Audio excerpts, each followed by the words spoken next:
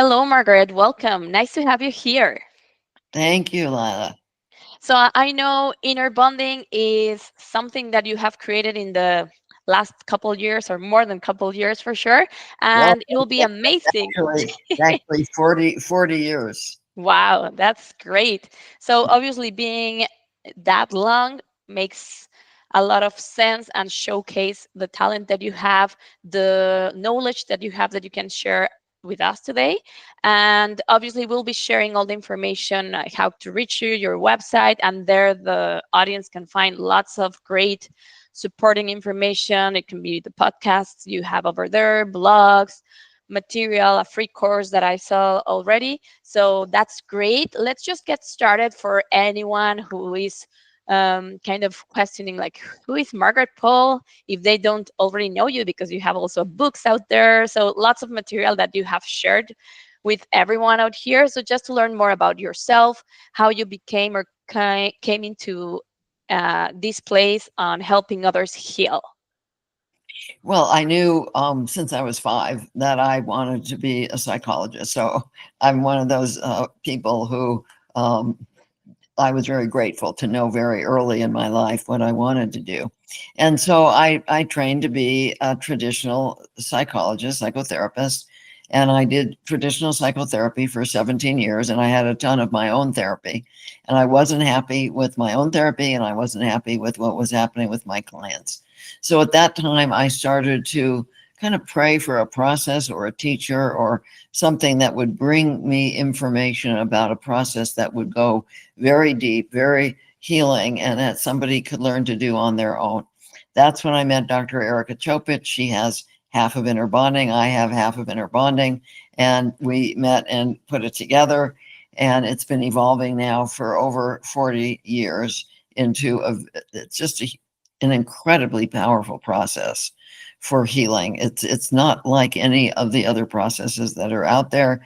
And it's endured the test of time because I've actually worked with hundreds of thousands of people around the world who let me know every day how much they're benefiting from inner bonding. Amazing. So, if I correct me if I'm wrong, there's a six-step process that will help anyone to empower and just heal through their probably their inner part of world, to put it Right. in simple terms, but I'll let you explain it better. Yeah. So, yes, it is a six-step process.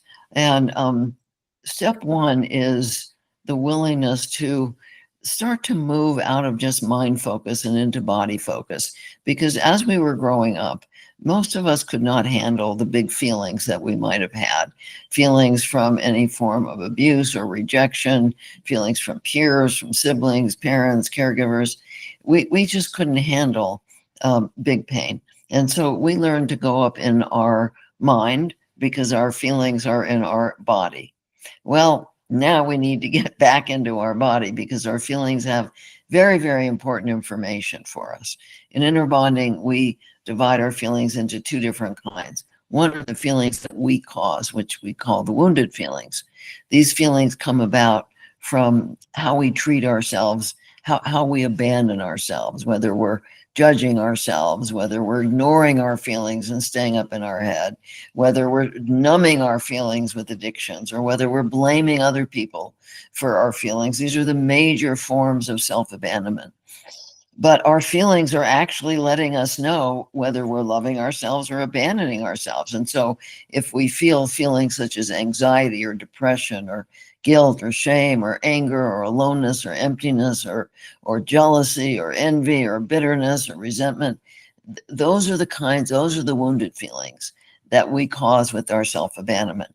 Then there's the feelings of life that are caused by interactions with people or difficult situations, feelings like loneliness and grief and heartbreak and helplessness over others and situations and sorrow over seeing people hurt each other.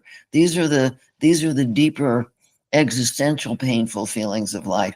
And in fact, these are the feelings that we needed to avoid as we were growing up. And so we needed to learn to abandon ourselves, to be up in our head and to not feel those feelings because they're big feelings. Today, we need to learn to manage those feelings and learn from them rather than avoid them.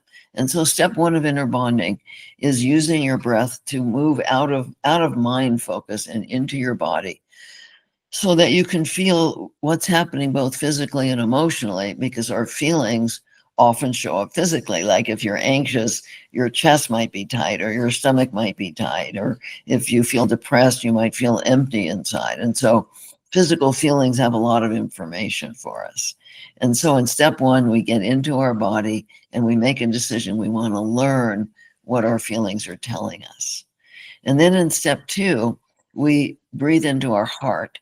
Inner bonding is based on a concept of intention, that there's only two intentions in any given moment.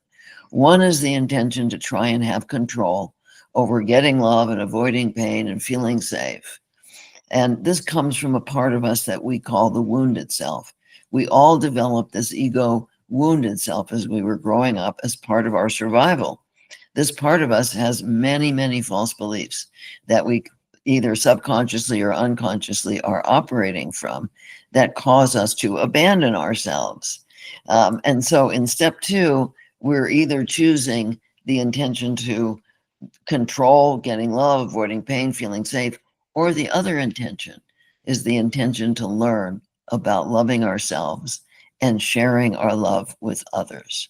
That's the intention we need in order to do the learning from our feelings, to discover our false beliefs, to discover what's loving to ourselves. That's the intention we need.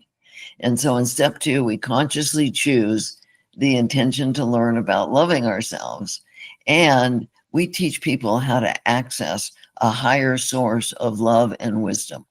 And so in step two, you open to whatever that is for you. It may be God or Jesus. It may be your own higher self, an older, wiser part of you. It may be a spiritual teacher, whatever it is for you. You're opening and you're inviting that love and compassion into your heart. And this is what creates what we call the loving adult. You have to be an open, curious, loving adult in order to do this work. And so in step two, we, at least for this moment, we become a loving adult with our intention to learn and to connect with our higher guidance. Then in step three, we go back into our feelings in order to learn what we might be doing and what our beliefs are. So let's say in step one, I went inside and I felt depressed. And so now I go back into the depression and I ask my inner child, that's my inner child, my feeling self, that's my soul. My soul communicates most often through feelings. The soul is the inner child, that beautiful spark of the divine that we each have within us. And so and that part communicates, like I said, mostly through feelings. And so we go into that part and we ask, is there something that I'm doing, something I'm telling you from the wounded part of me that's causing these painful feelings like depression or anxiety, that's causing you to feel depressed right now? And if my inner child trusts me because I've done enough work to talk to me, I will hear what it is I'm doing. My inner child might say, well, you're ignoring me. You don't even know I'm here. You don't listen to me. You don't trust my intuition. I have things that I need to say to you. And I'm a knowing part of you, but you're not listening to my knowing. And that makes me feel ignored, and it makes me feel helpless, and it makes me feel depressed. So that just may be an example of what our inner child might say to us. And then we go a little deeper into the wounded part of us. And we say, there must be a very good reason that you're ignoring the feelings of the inner child. What are you afraid of? What are you trying to control or protect against or avoid? And so that younger part, right, we have many parts, many wounded parts, all the way from pre-birth to early adulthood, where we absorbed a false belief, or we absorbed an addiction, some way of numbing out. And so there may be many ages in there, but we go inside and we ask. And if we've been practicing this for a while, the wounded self might say, well, We can't feel, I can't feel the feelings because it's too dangerous. I can't handle them. Or I have to ignore them. They're too much. They're gonna kill us. We'll fall apart. We just can't handle these feelings. And so we have to avoid them. That may be some of the, see, those are false beliefs because we couldn't handle them as children, but now we can learn to handle our very painful feelings. Once we do that work in step 3, that deep work, and we become aware of some false beliefs, in step 4, we imagine ourselves in a beautiful place in nature with our higher guidance, whatever that is for a person. If somebody is not connected to a source of guidance, I encourage them to imagine an older, wiser part of themselves, like 500 years older, a part that really loves and adores them and their own higher self. And so when you're imagining being in nature with your higher guidance, you're asking 2 questions. One, what is the truth? Like, is it true that I can't handle painful feelings now? Is that true? Well, my guidance will say, no, of course not. You're an adult and I'm here for you, and you can learn to manage them and learn from them rather than suppress them, which is what's causing you most of your pain.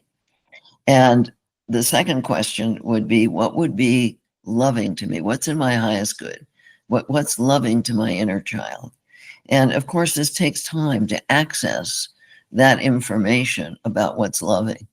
But with practice, with being open to learning about loving yourself and also keeping your body clear, this is about frequency. Spirit exists at a higher frequency than we live at. We exist lower so that we can see each other. If we were like a hummingbird's wings, we wouldn't be able to see each other very well. So spirit exists at a higher frequency. We need to be able to raise our frequency, and spirit lowers their frequency, and we can meet and connect. And so, in order to raise your frequency high enough, it takes basically 2 things. One is a true intention to learn about loving yourself and then sharing your love. And the other is that you got to be taking care of your body, because if you're eating junk food, fast food, sugar, processed food, factory farm food, all of that has so many toxins in it that it's hard for the body to manage that. And it takes a lot of energy for the body to manage what I call non-food products. And, Yeah. and so in order to keep your frequency higher, you've got to be putting clean food in your body. Once you do that, once you're open to learning and you put clean food in your body, you'd be amazed at how much easier it is to connect with your higher guidance, especially if you go out in nature, because nature has a very high frequency. And so you're asking those questions: what is true? What is loving? Step 5 is you do what's loving, whatever your guidance is telling you. So let's say you are depressed and the belief is, I can't handle my pain. And the guidance says, you need to start to practice step 1 of inner bonding, being in your body, opening to learning with your feelings so that your inner child doesn't feel so alone and abandoned on the inner level, which is what's causing the depression. And so whatever it is, whether it's eating better, getting exercise, getting more sleep, going back to school, speaking up with somebody, whatever the loving action is, we have to take that action, because without that, the first 4 steps don't make any difference at all. So we take action, and then in step 6, we go back inside to evaluate. And if we feel some relief, like relief of anxiety or depression or anger or guilt or shame, then we know that we've taken a loving action. And if we don't feel the relief, then we go back into step 4 to ask again, well, what else can I do that would be loving to me? And so this is just a very brief overview of inner bonding. It's not an instant process. It takes practice. But for those people that do incorporate it into their life, it's extremely life-changing. It's like changing from ignoring a child to loving a child. That changes a child's life. Even a little bit of love to a child who's been abandoned makes a huge difference in life. It's the same thing on the inner level. When we focus on learning to love ourselves, and that doesn't just mean getting our nails done or taking a hot bath. It means learning to take responsibility for our feelings, learning from our feelings, learning to be present with our feelings, learning to take action on our own behalf. That's what it means to learn to love ourselves. And when people do that, everything changes. Everything changes for them.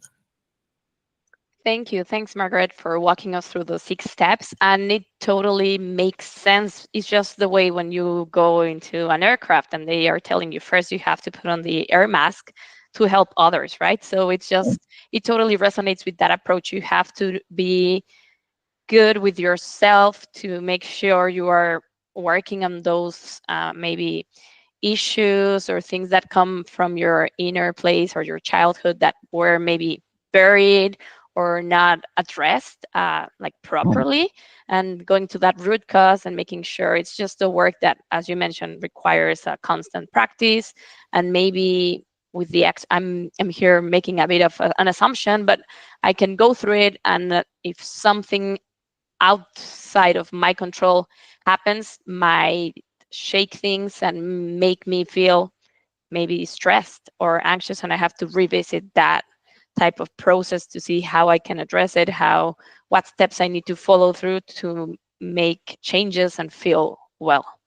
Yeah. And so if somebody does something that's unloving or scares us, we can't change them. See, the intention to control is, oh, I got to tell them my feelings. I got to tell them what they've done to me. I got to tell them how they've hurt me, and try and get them to change. Well, inner bonding is not about that. It's about, okay, in the face of somebody being unloving, what do I need to do to take care of myself? I might need to approach them with an intention to learn about what happened. I might need to disengage from the interaction. I might actually need to bring them comfort. I don't know until I'm asking my higher guidance what would be loving to me in this situation. But what happens with the wounded self if somebody's unloving is the wounded self takes it personally. Oh, it's about me because I'm not good enough. That's one of the main basic false beliefs of the wounded self. I'm not good enough. I'm not important. My feelings don't count. And so if we take it personally, it's because we want to think that it's our fault. Because if it's our fault, then we can do something about it. It gives us a sense of control. And most of us as small children did assume that our parents' unloving behavior was about us, that there was something wrong with us. Because if we would have really accepted that our parents just might not have known how to love us, that would have been pretty devastating. In fact, some kids die when they realize there's no way to be loved, there's no way to be taken care of. And so believing it was our fault is a form of control. The problem is that the wounded self keeps doing this, keeps taking it personally, and then tries to control the other person, which is what ruins relationships. Trying to control each other is what ruins relationships, rather than going in and looking at, okay, in the face of that, what's loving to what's loving to me, what's in my highest good.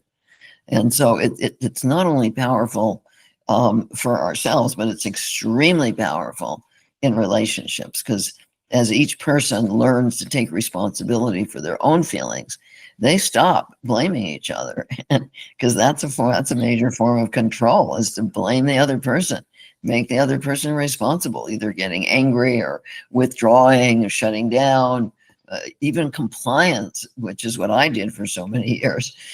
Giving myself up and complying is also a form of control, although I was convincing myself at the time that it was loving, but it wasn't, because it ultimately made me very sick. And so something that makes you sick is not loving to you. And so there's these major ways that people try and control with their anger, their blame, their attacking in different ways, their withdrawal, their resistance, their compliance, all of which has very negative effects on relationships. And so, I've been working with couples now for 56 years all over the world, and I see over and over again that, well, especially if both of them do inner bonding, but even if one does inner bonding, the whole system shifts. It has to shift if one person is not participating in trying to control, is learning to love themselves. The system shifts. I don't know if it's going to shift for the better or the worse if only Yeah. one person is doing it, but I can tell you when both people do it, it's like magic. Yes, I can only imagine they will be on the same mindset and working together, but on their very own person, that will be great because Yeah, the approach is the thing that I take from it that is most valuable is you are taking control of what you can control. right. Because honestly, you cannot control others' feelings, others' approaches, ways of interacting, and things that have happened throughout their lifetime. But if you are able to control yourself and do it from an internal to the outside, then it's different. And just as you mentioned with food or even like with nature, if I compare when I am outside in nature, walking and having this time to relax and just enjoy some fresh air versus watching TV or so, I feel totally different. So That's I just feel like that's the same. Going back to the roots, to the basics, to the like natural stuff, just make lots of sense. right. That's right. It does. And it's so important for people to really understand what it means to love themselves. There's so much stuff out there on the internet about loving yourself or about your inner child. And, there's a lot of different definitions that people use that they'll say, oh, the inner child is causing me a lot of problems. Well, that's not the inner child. That's that ego wounded part of you. That's the part that causes us problems. That program, it's a programmed part of us. We got programmed with so many false beliefs that we're acting from. And nobody likes anybody's wounded self. The wounded self isn't compatible with anybody. But when we fall in love with somebody, we fall in love with their essence. That's what we in inner bonding call the inner child, is that beautiful spark of the divine that we each have within us. When we fall in love with somebody, that's what we're seeing. But then people get together and all that's unhealed emerges because we learned our programming, our false beliefs in our first relationships as we were growing up. Then they get activated as we get into a relationship. And so if people realize that, they can see that their relationships are a wonderful arena for healing, if they see it that way. If they enter a relationship, there's two reasons why people enter relationships. One is from their wounded self, where they say, oh, this person will take care of me, this person will complete me, this person will make me feel like I'm okay, this person will love me, and then I'll know I'm okay. Because the wounded self is always about trying to control, getting validation from other people to define your sense of worth. Whereas if you're on a path, if you're on a true healing path, you want to learn to define your own worth. And in a relationship, we can support each other, we can help each other. So the other reason, other than, oh, this person will complete me and take care of me, is to share love, to learn, to grow, to have each other's back, to support each other in so many ways, to play, to have fun, to make love. There's so many wonderful reasons other than for this person to complete me and make me feel like I'm okay. The thing is that we attract people at our common level of self-abandonment or our common level of self-love. So if you're abandoning yourself, you're ignoring your feelings, you're turning to addictions, you're blaming others, you're staying up in your head, you're judging yourself in all those ways that I mentioned, you're going to attract somebody who's doing the same thing. And they're going to expect you to make them okay, and you're going to expect them to make you okay. That doesn't work. It doesn't work. And so, if you want to attract somebody who truly is on a learning and growing path, you have to be there as well. Because if you're abandoning yourself and you meet somebody who's on the path of learning to love themselves, they're not going to be attracted to you. They're going to be attracted to somebody who's open to learning, who really wants to learn and grow and take responsibility for themselves. And so often I work with people who are on the dating scene and they say, why do I keep meeting these jerky people who are not, open and who are narcissistic or who treat me well at the beginning and then they're really mean? Why do I keep meeting those people? Well, then I help them to see how they're treating themselves, because so often others tend to treat us the way we treat ourselves, and that they're attracting at their common frequency. That's the issue here. And so the more we learn to love ourselves and share our love, the higher our frequency, and the more we're going to attract other people who are also loving themselves and wanting to share their love. Beautiful words. So greatly enlightening, and to figure out or change the way we see things, especially for relationships. I think it's a great way to find how you relate to others, and how getting into this frequency will impact your relationships and who you get together with, or what's your inner circle. So thank you. Thanks, Margaret, for expanding on that. And a couple of things as well. Maybe this goes a bit in line with more of a technology, or the way you support others. I'm pretty sure you have like workshops, courses, they like 5 to 3 day intensives. How do you offer those type of like support or services? Is it virtual, or how does that work? Yeah, since COVID, it's been virtual. I used to travel all over and teach it at different centers, but then with COVID, I put it online and found out that it works just as well and sometimes even better. And so I work with individuals and couples and families online. I offer a bi-monthly master circle where I talk about I bring people through an inner bonding process. I talk on a topic, and then I do laser sessions with people so that they can see the power of inner bonding at work, because I can work very fast and very deep.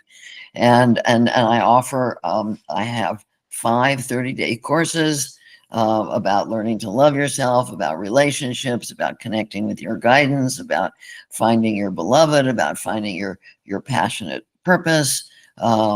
We have a lot on the website. We have a ton of articles. We have many free things.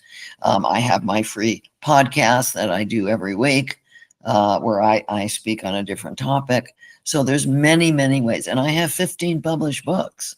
And so, That's amazing. Congratulations. yeah, thank you.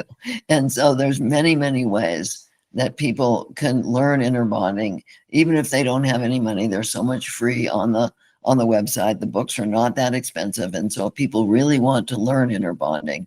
But if they want to go deeper or they get stuck, they can work with me. We also have a fabulous facilitator training program. So we have facilitators all over the world. If people can't afford to work with me, there are inner bonding facilitators they can work with. But many people learn on their own. Now, let me say one more thing about inner bonding. It's one of the best tools for healing from trauma, because what happens with so many people, even with doing the trauma therapies, which is very helpful, if they continue to abandon themselves, they continue to re-traumatize themselves.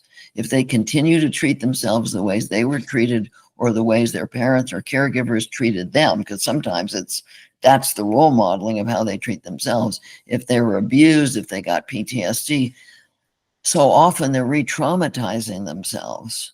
And so I work very intensively with people who have had severe abuse, who have complex PTSD, and the healing is amazing as they learn to start to love themselves, because that's what it takes to heal trauma. Thank you. Thanks for expanding on that. And well, nowadays I'm a firm believer that with COVID, one of the great things or outcomes, silver linings, is at least for me personally, I learned more to be on that mindset of, okay, I need to take care of myself, mental health. Before, I wasn't really aware about it. Maybe it was on a personal perspective, maybe things I went through during COVID, but I do find we are more in tune with that. And great that you have content available to support at different levels. And as you say, it's kind of out there for anyone, no matter if they have the financial means. And obviously, that's a great start, because once you find some support, it can help you thrive or get out of that place that you're stuck, and eventually become or feel better overall, and spread the word on how they got That's right. in That's like right. in That's right. sync, right? Yeah. So that's great.